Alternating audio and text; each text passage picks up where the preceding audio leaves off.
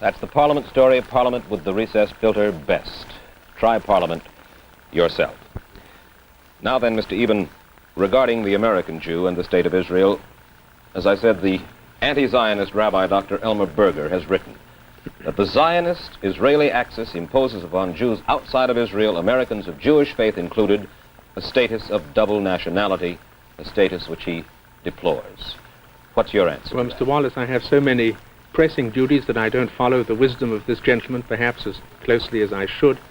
I will only say this, that we ask no allegiance, we seek no loyalty from anyone who is not a citizen of Israel. There is a kinship of spirit, of emotion, of historic memory between us and those who share our faith throughout the world. If American Jews wish to express that kinship, it is for them so to do. If not, then that also is their decision.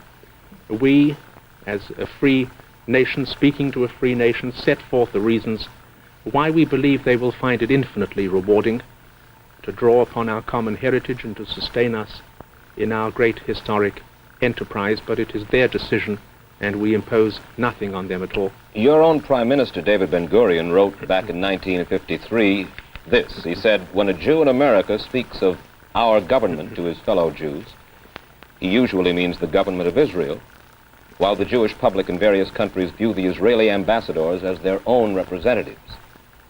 Wouldn't that appear anyway to support Rabbi Berger's statement? I think not, Mr. Wallace. I'm sure that the Prime Minister was speaking in these terms of historic sympathy. We do evoke a certain affection, certain impulses of responsibility, but the clear division of political allegiance is, I think, fully understood on both sides. We impose nothing upon them. We seek, as I've said, no allegiance from them. There is a kinship of history which both they and we seek voluntarily to express, and for which there are so many examples, both in our own tradition and in yours. Would a Jew, in your estimation, would a Jew be any the less a Jew if he were opposed to Zionism and to Israel? Well, we're dealing here with subjective terms about more of a Jew or less of a Jew. I think it is for Jews outside of Israel to determine the exact degree and measure of their intimacy with us. We believe that Israel's emergence is the greatest collective event in the history of the Jewish people, and that there is no pride and no dignity for a Jew such as those to be found in giving aid and sustenance to Israel in the great hour of her resurgence.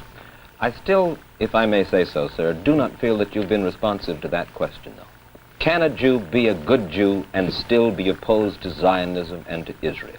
I think that's for him to decide. Well, of course it is, but in your estimation... In my own personal interpretation, I would say that a man who opposed the state of Israel and the great movement which brought it about would be in revolt against the most constructive and creative events in the life of the Jewish people, and it's a fact that the great majority of our kinsmen everywhere are exalted and uplifted by these events. But Judaism is a religion, sir.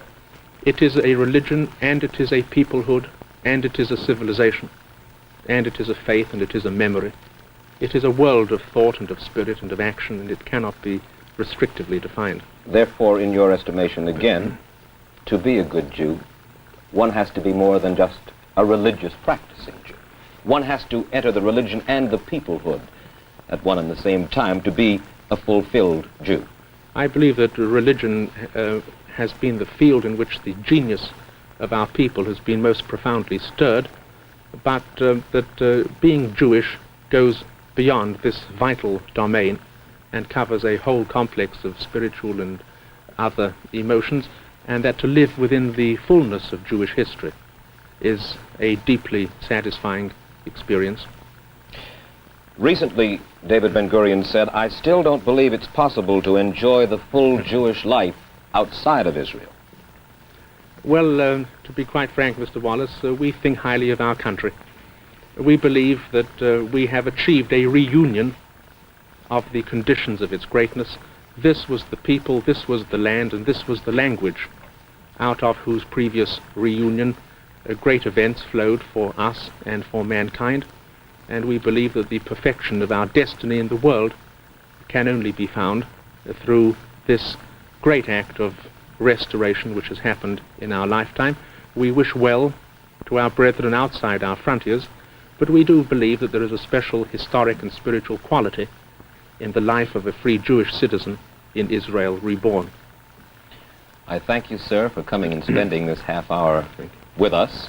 I congratulate you upon your 10th anniversary. Thank you very much. The State of Israel was conceived 10 years ago in hope. It has lived in good measure in peril. In the future, if it is to survive and realize its dream of plenty, it must live in peace. To that, the free world says, Amen.